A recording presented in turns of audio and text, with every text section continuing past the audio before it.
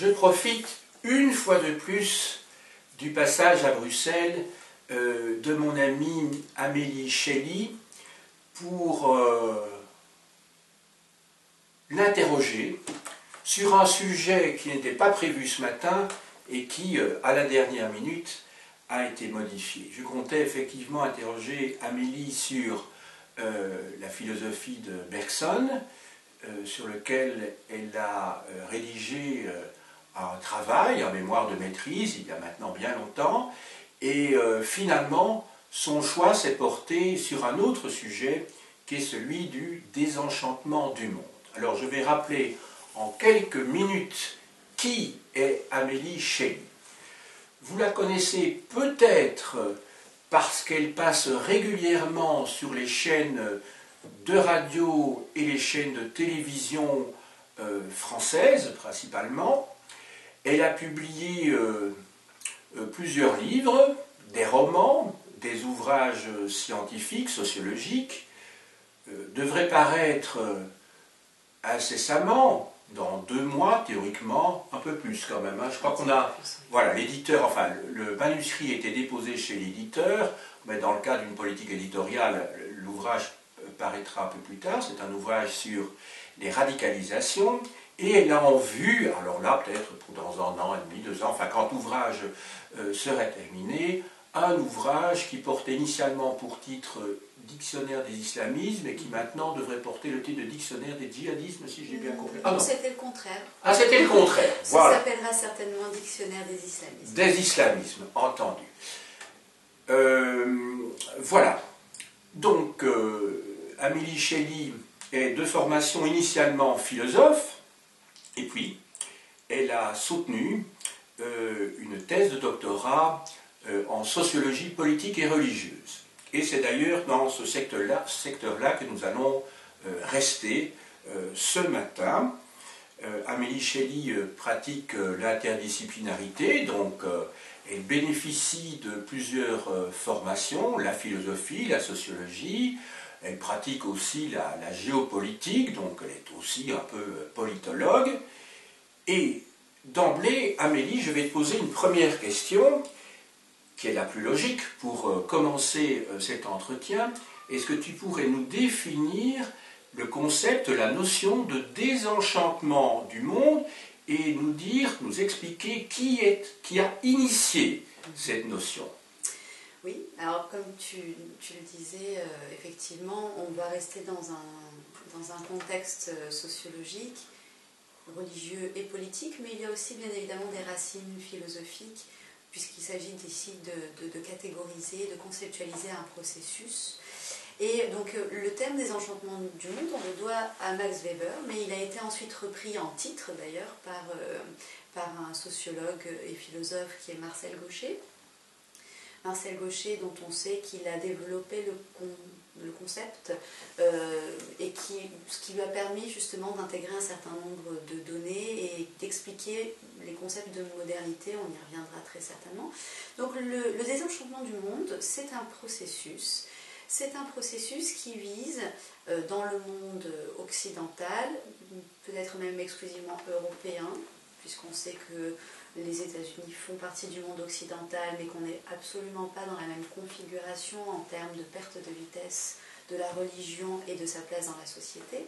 C'est donc un processus qui concerne la Mitteleuropa, comme on le dit, je reprends des termes que beaucoup reprennent, notamment Michael Lovy, qui consiste en fait à arriver à un point où la religion est rabattue dans la sphère privée et une distinction donc totale entre le sacré, les aspirations religieuses qui sont une affaire privée et la société, la politique qui sont des affaires publiques.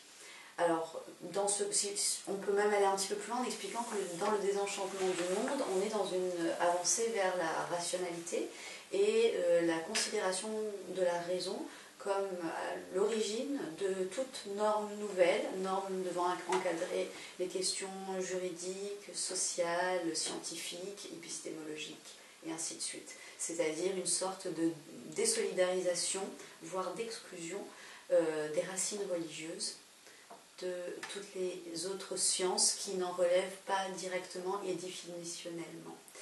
Donc dans ce long processus, bien évidemment, il y a plusieurs étapes. Il y a plusieurs étapes. Par exemple, on peut même s'en rendre compte au niveau de l'observation de l'art. Parmi ces étapes, on a une volonté finalement de faire la lumière, d'où le nom les lumières, de faire la lumière sur un certain nombre de choses qui étaient obscurcies par la religion, et puis progressivement en fait une détestation et une critique virulente de toute forme de croyances religieuses, mais cette détestation et cette critique de toute forme de croyances religieuses a bien souvent accouché à d'autres croyances qui taisaient leur nom et qui ressemblaient vraiment trait pour trait aux croyances religieuses sans le dire. Ça, on y reviendra, c'est tout ce qui peut être appelé les religions politiques ou les religions séculières. Et ensuite, on a, dans ce long processus de désenchantement du monde, on a une sorte de compréhension de l'échec, justement, de cette volonté de mettre un terme à tout ce qui est religieux. Alors si on reprend la version de Marcel Gauchet, on a cette idée en filigrane, et puis d'ailleurs chez d'autres auteurs aussi c'est le cas, que ça ne peut concerner que le monde chrétien, pour plusieurs raisons. D'abord, pourquoi pas le monde juif? Eh bien parce que le monde juif serait toujours victime de tensions et de distensions, c'est-à-dire comme c'est un peuple qui est plus sujet que les autres à l'oppression, et bien suite à chaque oppression, au lieu de se laisser aller à une sécularisation et à un désenchantement religieux, et bien se ressouderait sous des traits communautaristes plus forts, donc se retournerait vers la religion avant de connaître des périodes d'apaisement, des périodes plus calmes, qui les porteraient vers une sécularisation, et puis à nouveau, donc bref, en d'autres termes, ces jeux historiques en fait les empêcherait de s'acheminer vers ce désenchantement du monde. Pour le monde musulman, étant donné que c'est une religion plus récente, peut-être observera-t-on le phénomène dans plusieurs décennies. Mais ce que explique Marcel Gauchet, c'est qu'en fait, la sécularisation, le désenchantement du monde s'est inscrit dans un monde chrétien où progressivement l'espérance désespérée, pour reprendre le terme de Søren Kierkegaard, aura fait que les hommes ont détourné leurs yeux du ciel pour les concentrer en ce bas monde. En anglais, il y a un mot qui est très intéressant qu'on a du mal à traduire en français, c'est this worldly. C'est-à-dire qu'en fait, on est vraiment dans l'en-ce bas monde. Et donc, à force, c'est le point de vue de tous ceux qui justement gravitent autour de ce concept de désenchantement du monde, à force d'avoir dans les milieux chrétiens cette séparation inconciliable de son vivant entre la vérité absolue et le bonheur absolu de l'au-delà du monde, et le monde temporaire, séculier, l'inscription de soi dans le siècle, où nous ne sommes finalement que des êtres périssables, quelque chose qui est de l'ordre du profane dans le sens le plus mauvais du terme, et bien en fait progressivement on s'est rendu compte que le suicide n'étant pas autorisé pour pouvoir justement observer ces vérités pures et ce bonheur pur, et bien il allait falloir finalement se concentrer sur le siècle, sur l'ense-bas-monde, sur le this worldly, et progressivement de génération en génération on aurait ainsi procédé à un désenchantement du monde.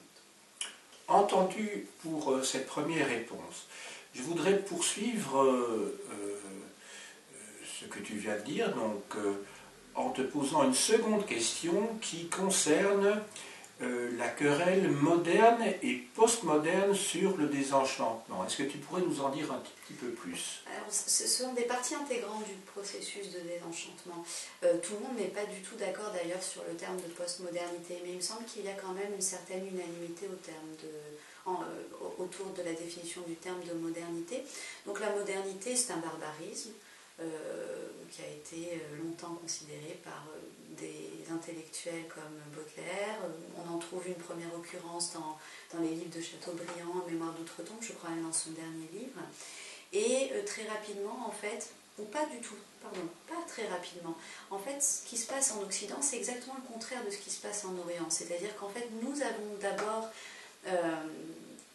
été emportés dans le processus de désenchantement du monde avant de nous retourner pour se poser la question mais que s'est-il passé? Tandis qu'en Occident, en Orient, on essaye plutôt de définir a posteriori la place à offrir à la religion par rapport aux politiques, puisque justement l'expérience a déjà été faite dans le monde occidental. Donc la modernité, la question de ce désenchantement du monde, de cette sécularisation dans la modernité, il y a une querelle entre deux grands penseurs, Hans Blumenberg et Carl Schmitt. Hans Blumenberg explique qu'un Dieu caché vaut qu'un Dieu mort, c'est-à-dire qu'en fait, progressivement, à force de parvenir à trouver des réponses dans autre chose que la religion de façon visible et palpable, eh bien, on s'est progressivement acheminé vers une disparition en fait de la religion comme grande régente et directrice des affaires interhumaines quelles qu'elles soient. Tandis que pour Carl Schmitt, et je pense peut-être que l'histoire qui a suivi cette querelle a plus donné raison à Carl Schmitt, lui explique que la sécularisation est ce qui va déterminer l'essence même de la modernité et plus de l'ordre du transfert de contenu. En fait, il n'y a pas la mort d'une chose qui accouche d'autre chose, c'est plus qu'en fait, on a les mêmes structures et finalement, la politique, enfin, la religion sera toujours l'ultime horizon de la politique, en fait, pour Carl Schmitt. C'est-à-dire qu'en fait, on a juste procédé à une désacralisation du contenu, mais la structure qui le tient est la même. On peut donner plusieurs exemples, comme le mariage civil, qui n'est finalement qu'une désacralisation et une institutionnalisation de cette union religieuse au départ, ou même, prenons tout simplement l'université. L'université, au départ, c'était l'Église.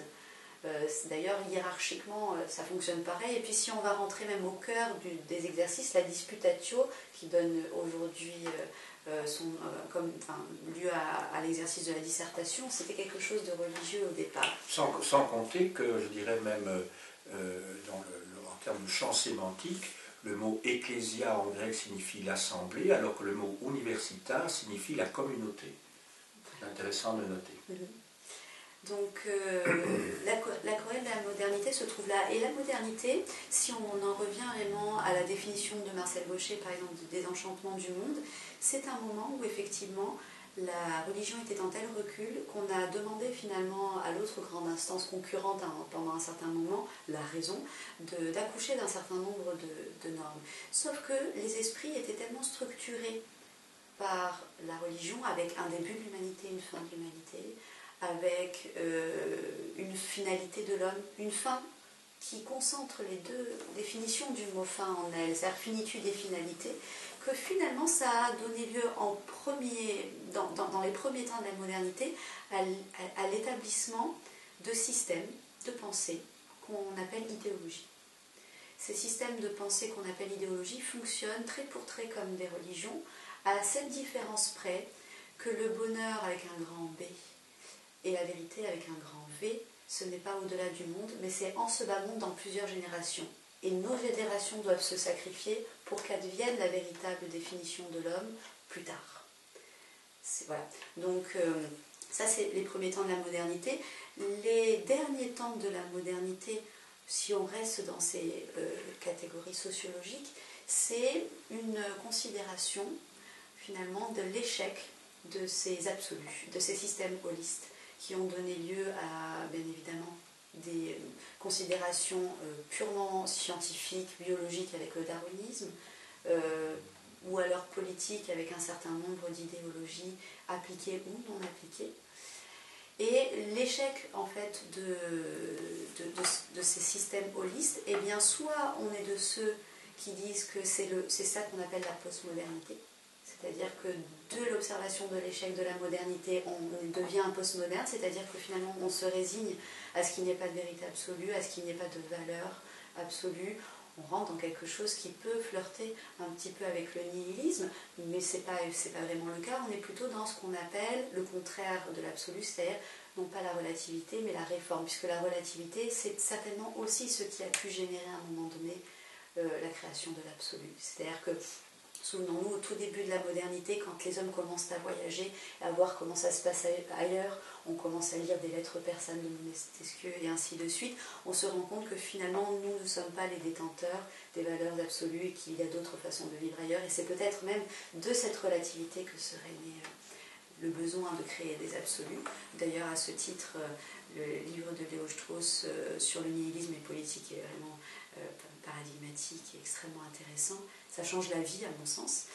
Mais pour revenir à ce que nous disions, le passage à la postmodernité, c'est finalement la résignation et l'acceptation du pluralisme et de la réforme. C'est-à-dire qu'en fait, on n'est plus là avec un kit absolu entre les mains à essayer d'appliquer à ce monde imparfait. On est plus dans l'acceptation du fait que le monde est imparfait, mais qu'on peut par bribes essayer de le rendre meilleur. Bien évidemment, tout le monde n'est pas d'accord avec cette idée de postmodernité, et pour d'autres personnes, la postmodernité n'existe pas, c'est juste l'observation d'une tentative de modernité. C'est-à-dire qu'en fait, on aurait toujours, selon ces penseurs-là, on aurait toujours les mêmes perspectives et les mêmes objectifs et les mêmes idéaux que les modernes, sauf qu'on s'est planté en établissant le nazisme ou un certain nombre de catégories de philosophie religieuse. Et donc, en fait, on s'est planté, mais ça ne veut pas dire que cet accès à l'idéal, à la vérité absolue, au bonheur et à l'accomplissement de l'homme par nature, ça ne veut pas dire que c'est impossible. Et donc, en fait, on est dans une continuité de la modernité qui a perdu quelques plumes dans ses premières tentatives pour un certain nombre de penseurs. Entendu. Alors, je ne sais pas si tu comptais peut-être revenir sur, comment dirais-je, les éléments de la question que je vais te poser maintenant, mais au départ, tu as évoqué la distinction entre, d'une part, le judaïsme et le christianisme d'autre part. J'imagine que tu faisais référence, en tout cas c'est pas toi, hein, c'est les auteurs que tu citais, et là en particulier au christianisme dans la forme qu'il a prise au cours des siècles, parce que initialement quand même le christianisme a été inventé par Jésus, Yeshua qui est bien un juif, qui s'inscrit pleinement dans la vision messianique de l'humanité. Et je me posais la question, parce que là je remonte au christianisme initial, parce qu'on sait que déjà avec Paul de Tarse, il y a déjà une forte évolution, ou en tout cas on les considère à juste titre ou à tort, je sais qu'il y a beaucoup de discussions à ce propos-là, comme étant...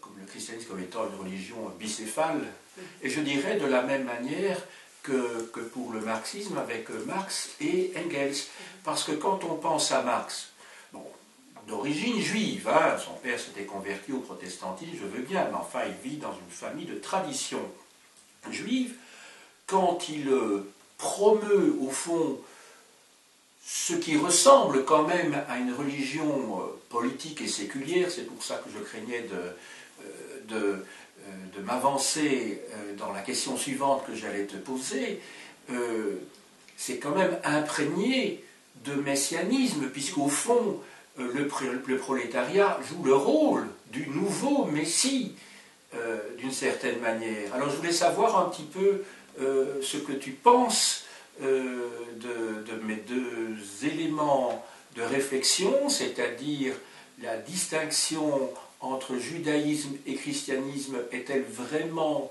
pertinente dans la mesure où le christianisme n'est rien d'autre qu'une hérésie du judaïsme quand même. Bon, on appelle ça une religion, je veux bien, mais au départ c'est une religion commune. C'est quand même une hérésie aux yeux des rabbins.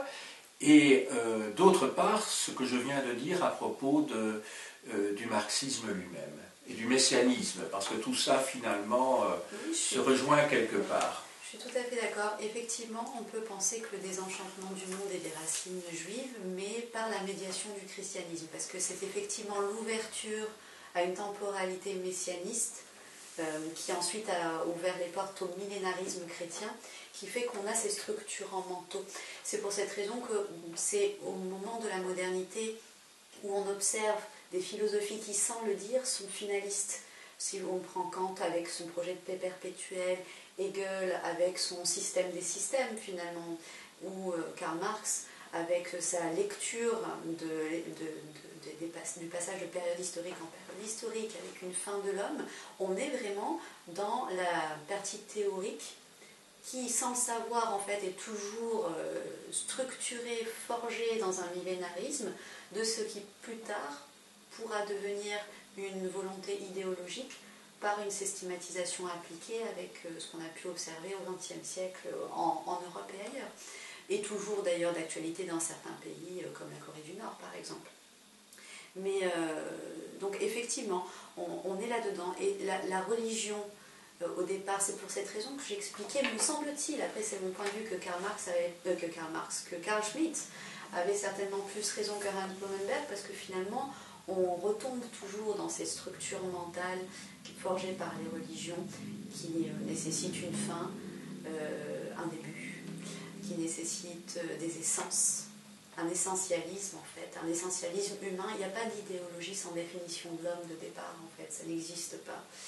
Si l'idée de race pure, l'idée d'homme nouveau, l'idée d'égalité, l'idée de liberté, tout ça donne lieu en fait à des systématisations dogmatiques qu'on peut appeler soit religion séculière comme Marcel Gauchet, soit religion politique comme Raymond Aron.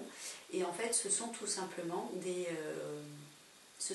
des idéologies qui fonctionnent comme des religions, avec cette différence qu'on a évoquée tout à l'heure, à savoir que ce n'est pas dans l'au-delà du monde qu'on aura accès à la vérité et au bonheur, mais dans plusieurs générations. Alors, les différents points sont les suivants. Déjà, c'est la reconstitution dans l'espace-temps. C'est-à-dire que quand on applique une idéologie, un peu comme une religion, on arrive avec un nouveau calendrier. Pendant la Révolution française, même si on ne peut pas dire qu'on est encore dans une structure idéologique, c'est un petit peu différent, mais pour vraiment montrer le début de l'humanité qui se révélerait à elle-même, on a changé le calendrier. Pareil pour beaucoup d'autres installations idéologiques, on a ce besoin de la restructuration de l'espace et du temps. L'espace, ça se manifeste très différemment aussi, c'est-à-dire qu'on a souvent eu tendance à parler d'empire pour ce qui concerne, par exemple, l'extension du communisme avec l'empire soviétique.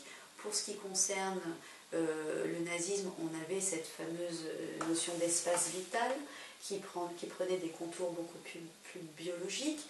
Mais voilà, ça c'est le premier point. Ensuite, on a finalement un besoin de sacralité. C'est-à-dire que tout ce qui était religieux, traditionnel aura été désacralisé, politisé, puis resacralisé. C'est un mouvement ternaire.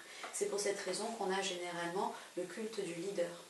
Et d'ailleurs, l'idée de guide, c'est quelque chose qui est vraiment coextensif aux religions traditionnelles au départ.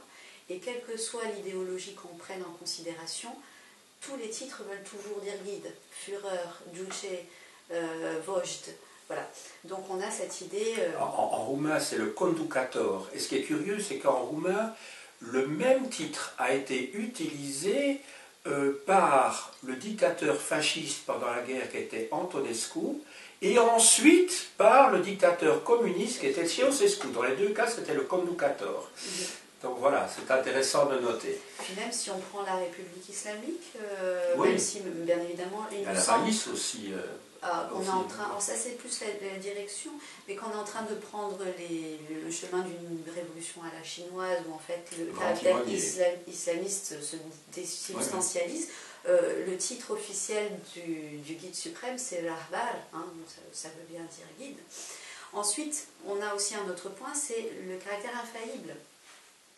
Ça va avec la sacralisation d'ailleurs, mais le caractère infaillible des rouages idéologiques qui trouve une formulation dans la bouche du leader, avec toute une mythologie qui est restructurée derrière. Si on prend par exemple la Corée du Nord, apparemment le leader éternel, c'est Kim Il-sung, c'est pas l'actuel. C'est-à-dire qu'en fait, il est le leader éternel et tous ses successeurs n'en sont que les représentants. Et là, tu es en train dans ton sujet adoré. Non, mais c'est vrai, parce que quand on voit la succession des imams, voilà, c'est toujours... enfin voilà, Tu auras peut-être l'occasion d'en parler plus tard. Parce Parce qu'on allait aborder la question suivante, mais tu y as partiellement répondu. Mais enfin, tu vas peut-être approfondir. Je te laisse d'abord terminer ce que tu voulais dire maintenant. En fait, je crois que c'est effectivement la question suivante que je suis en train de développer. Mais voilà, il y a la question de l'infaillibilité, il y a la question aussi de la résurgence du mythe fondateur. C'est-à-dire qu'on sait qu'il n'y a pas de pays sans mythe fondateur. Il faut pouvoir, parce que le nationalisme c'est quelque chose de très très nouveau, de totalement moderne, et comme l'idéologie est moderne aussi, forcément l'une ne pouvait pas aller sans l'autre. On peut prendre Romulus et Rémus pour le Risorgimento, on peut prendre...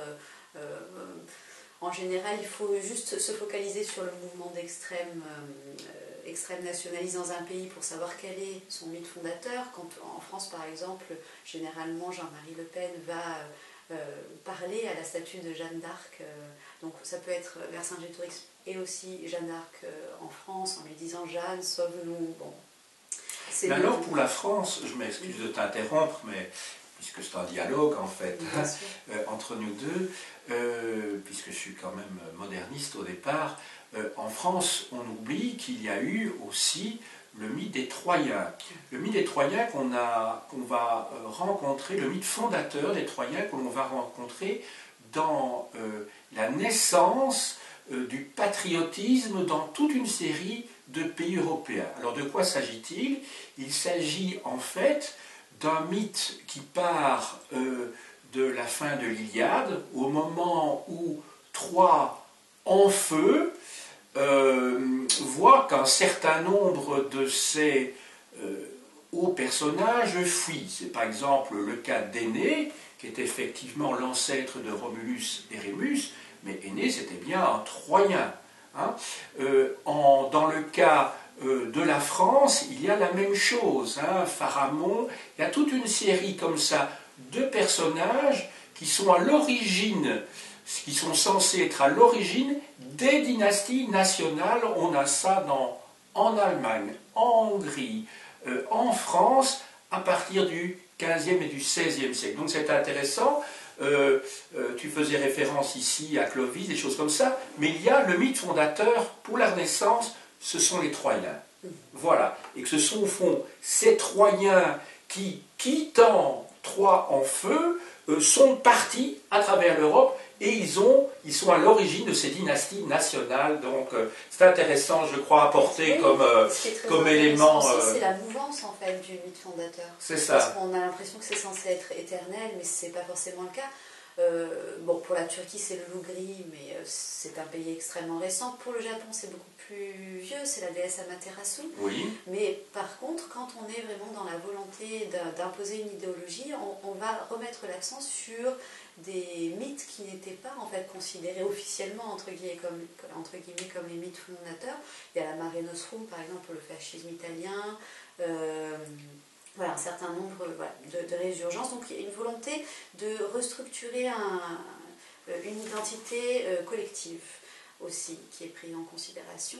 Et puis voilà, un certain nombre de points incontournables comme une nature de l'homme de départ, puisque c'est cette nature de départ qui va finalement déterminer le véritable point d'arrivée. C'est-à-dire que si nous nous détournons de cela et que nous nous réfugions dans dégénérescence, c'est plus un terme nazi qu'un terme qui peut valoir dans d'autres idéologies, mais finalement le résultat est le même si on ne se place pas dans un débat purement biologique, c'est la dégénérescence même essentielle.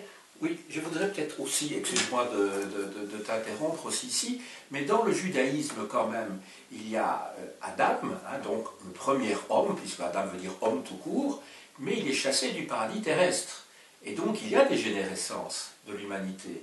L'humanité qui était au fond, qui était à son point de départ, qui était embryonnaire avec ce couple mythique, ils sont chassés de l'Éden, et puis ils se retrouvent dégénérés.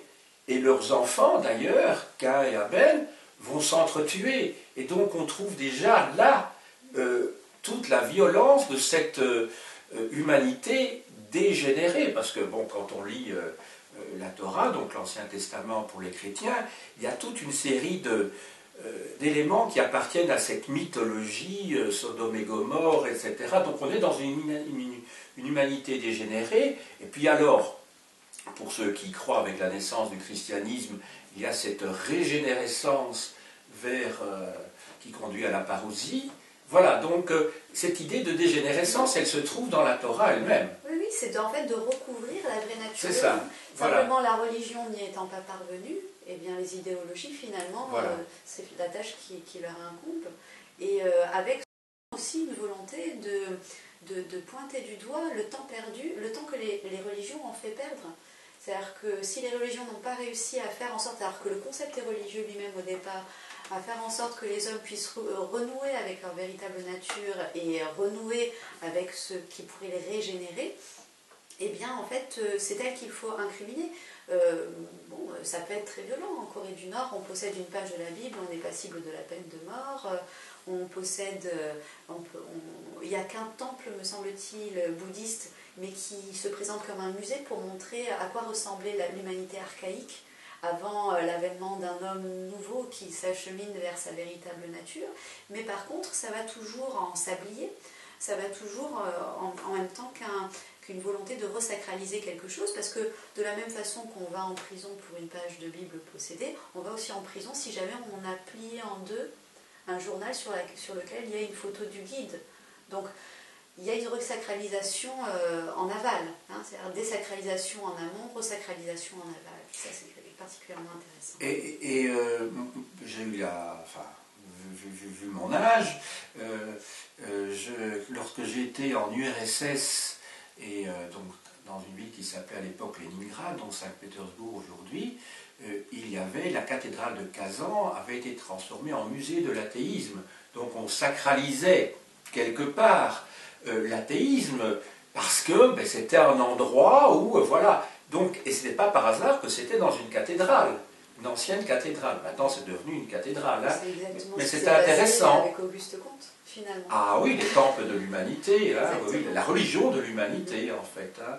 Il y a encore, je crois qu'à Paris, il y a encore un temple, hein, je ne sais plus. Et alors, c'est au Brésil où on a surtout... ah oui, parce que c'est comment dirais-je, la devise d'Auguste Comte qui se trouve sur le drapeau brésilien Ordre et Progrès. Voilà, Ordo ou Progresso. Donc, ce qu'on voit dans la partie jaune, hein, donc en fait, c'est Ordre et Progrès qui est la devise en fait d'Auguste Comte. Il y a des temples qu'on tient donc au Brésil. Donc, alors pour la dernière question que je comptais te poser, mais est-ce que je vais encore te la poser, sauf si tu souhaites faire une synthèse ou apporter des éléments, ou éventuellement revenir sur des éléments qui étaient importants et qui étaient l'objet de ta thèse elle-même, quand même, puisqu'elle portait sur la sécularisation du chiisme, hein, c'est ça, ou de la religion islamique. Alors, qu'est-ce qu'une religion politique ou séculière? Tu as déjà répondu en grande partie maintenant, mais ce serait peut-être intéressant de revenir sur le cas iranien. Oui, ou pas forcément même iranien, mais ce qui est intéressant, c'est une particularité toute nouvelle, c'est un mariage assez inattendu finalement. Si on considère que nous sommes déjà passés par la modernité en Occident et nous en avons déjà observé les échecs, il y a un certain nombre de coins dans le monde où, si on observe les choses avec la même grille de lecture, on entre à peine maintenant, ou alors on est entré il y a une quarantaine d'années seulement, dans la modernité avec l'établissement d'idéologies, même s'il y avait eu l'échec d'autres. Hein, je donne juste l'exemple du slogan des Iraniens en cours de la révolution de 79, c'est Nashari, Naqalbi, Jamhuriye Islami, c'est-à-dire ni l'Est ni l'Ouest, République islamique. Ça voulait dire ni le communisme, ni le capitalisme occidental, mais une république islamique. C'est un petit peu la position des non-alignés à la conférence de Bandung en 1955. Oui, c'est-à-dire qu'en fait, dans l'esprit, oui, mais finalement, quand on va creuser, pas du tout, parce qu'en fait, on a l'impression qu'il se voulait une alternative à des idéologies. Sauf qu'en fait, cette alternative en était une aussi. Voilà. Et c'est pour cette raison que je parlais de mariage inattendu, parce que les religions séculières ou les religions politiques telles qu'en parlaient Aron ou Marcel Gauchet, c'était des structures qui se donnaient tous les traits des religions sans dire en être. Sauf que là, Et puis en fait, on dit que c'est la religion authentique maintenant quand on est dans des idéologies islamistes, par exemple, tant dans le chiisme que dans le sunnisme, hein. On dit que c'est la religion authentique alors qu'il s'agit d'idéologies politiques qui se sont érigées sur une catégorie identitaire qu'on appelle une religion. C'est-à-dire que le mariage est inattendu parce qu'il y a finalement cette entrée dans la modernité avec un besoin idéologique, quand finalement la religion traditionnelle, donc non idéologique, n'avait pas su donner les réponses aux questions, qui se marie avec un contexte historique de subjugation culturelle.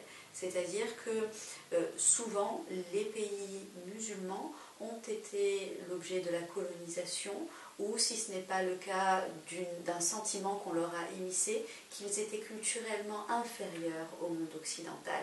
Donc le mariage est le suivant, c'est le besoin de sortir de la religion traditionnelle en entrant dans la modernité idéologique, se marie avec une volonté de raffermir sa position culturelle en prenant le seul élément qui différencie ces endroits-là du monde occidental, la religion. Et donc du coup, ça donne lieu à une idéologisation de la religion, avec cette particularité qui veut que, contrairement aux idéologies précédentes, ces nouvelles idéologies se présentent comme étant des religions authentiques. C'est ça qui est extrêmement intéressant, me semble-t-il. C'est gentil. En tout cas, c'est toujours un plaisir, un bonheur de pouvoir écouter quelqu'un qui est à la fois savant et pédagogue. Ce sont des qualités complémentaires et nécessaires parce que dans le monde universitaire, on rencontre beaucoup de savants. Dans l'enseignement secondaire, on trouve beaucoup de pédagogues, mais l'alliance entre les deux est rarement atteinte. Donc c'est avec un grand plaisir que nous t'avons écouté. Je voudrais peut-être signaler à nos auditrices et nos auditeurs qu'il s'agit en fait d'une série qui comprendra encore d'autres numéros, parce que j'ai déjà pris rendez-vous avec Amélie pour les mois qui viennent plutôt. Elle viendra, en tout cas je l'espère, ou en tout cas elle s'engage par mon propos ici, donc c'est un petit peu vicieux que de l'annoncer devant une caméra, devant un objectif. J'espère bien qu'elle va finalement pouvoir dialoguer avec moi sur Bergson. J'espère bien également qu'elle va pouvoir également présenter ici même l'ouvrage qui sortira de presse vraisemblablement début de l'année prochaine, donc qui porte sur les radicalisations aux éditions du Cerf. Et alors aussi, je suis en train de lire pour l'instant un roman passionnant qu'elle a écrit quand elle avait 17 ans, publié plus tard, et qui s'intitule « Cette étoile à mon bras », sous un pseudonyme que je lui laisse le soin de donner, parce que je vais certainement écorcher le nom. Voilà, qui est un nom iranien alors. Voilà, et qui avait paru en 2010, donc aux éditions L'Harmattan à Paris. Donc au prochain numéro de la série avec Amélie, et maintenant que je me suis engagé avec elle, mais pas tout à fait, c'est un petit peu malhonnête comme procédé de le faire sous cette forme-là, mais en tout cas ce sera, je crois, un très grand plaisir, comme vous l'avez entendu. Ça vaut la peine de l'écouter, mais aussi de la lire. Donc je rappelle qu'elle a publié déjà donc 2 romans et 2 livres pour l'instant. C'est bien ça? C'est ça. Livres, je veux dire, des livres scientifiques, intellectuels. Hein. Donc d'une part sa thèse de doctorat, et d'autre part un manuel destiné aux étudiants dans le cadre de son cours de philosophie, mais un manuel plutôt de culture générale sur des thèmes importants qui étaient prévus à cette époque au programme. Un grand merci, merci, et à très bientôt. À très vite.